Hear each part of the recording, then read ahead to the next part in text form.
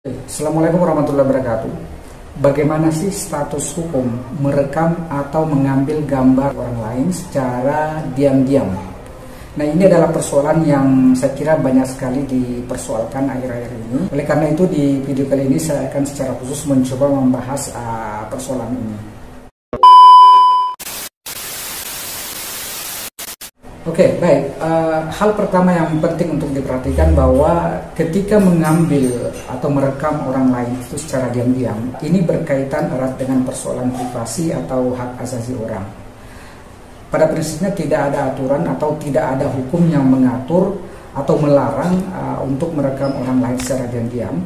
Namun persoalan kemudian muncul ketika orang yang direkam tersebut atau orang yang dipotret tersebut itu merasa keberatan dengan tindakan kita, apalagi kemudian hasil rekaman tersebut disebarkan melalui media sosial dan ternyata orang yang direkam itu merasa keberatan atau merasa terhina, gambarnya diakses oleh publik melalui media sosial.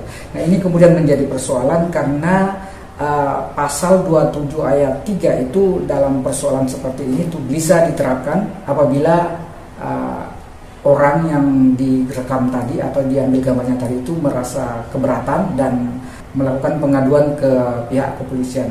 Jadi sahabat, hati-hati ketika ingin mengambil gambar orang lain kemudian menguploadnya ke media sosial.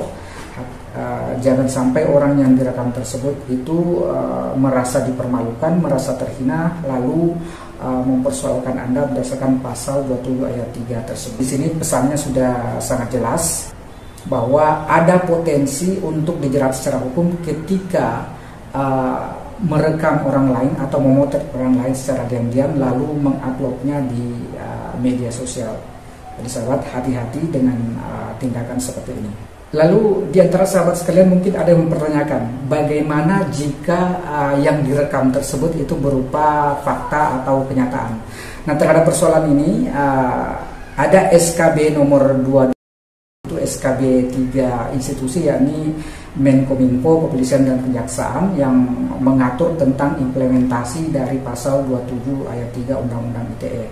Di mana dalam SKB tersebut itu disebutkan bahwa tidak termasuk delik pasal 27 ayat 3 apabila yang direkam tersebut itu berupa fakta, penilaian dan hasil evaluasi. Jadi ketika itu yang Anda rekam itu berupa fakta, misalnya di pemberitaan kita pernah lihat seorang pegawai Indomaret itu merekam seorang ibu-ibu yang mengambil barang di Indomaret atau mencuri barang Indomaret kemudian merekamnya. Ini adalah sebuah fakta yang kemudian dinaikkan di media sosial. Berdasarkan SKB ini tentu tidak bisa memenuhi kualifikasi pasal 27 ayat 3 Undang-Undang ITE tersebut. Selanjutnya ada putusan MK nomor 50 tahun 2008 juga berkaitan dengan persoalan penghinaan yang dilakukan melalui media sosial.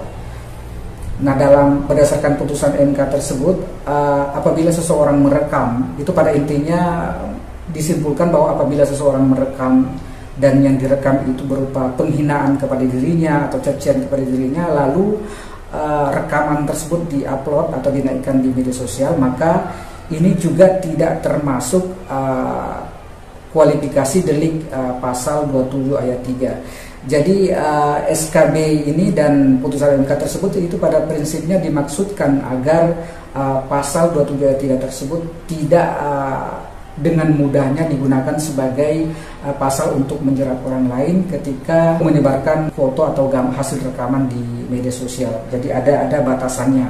Karena kita tahu bahwa pasal 27 ayat 3 ini sering dianggap sebagai pasal karet, dalam artian pasal yang ini sering sekali digunakan untuk menjerat orang lain secara hukum atau mempidanakan orang lain dengan alasan penghinaan.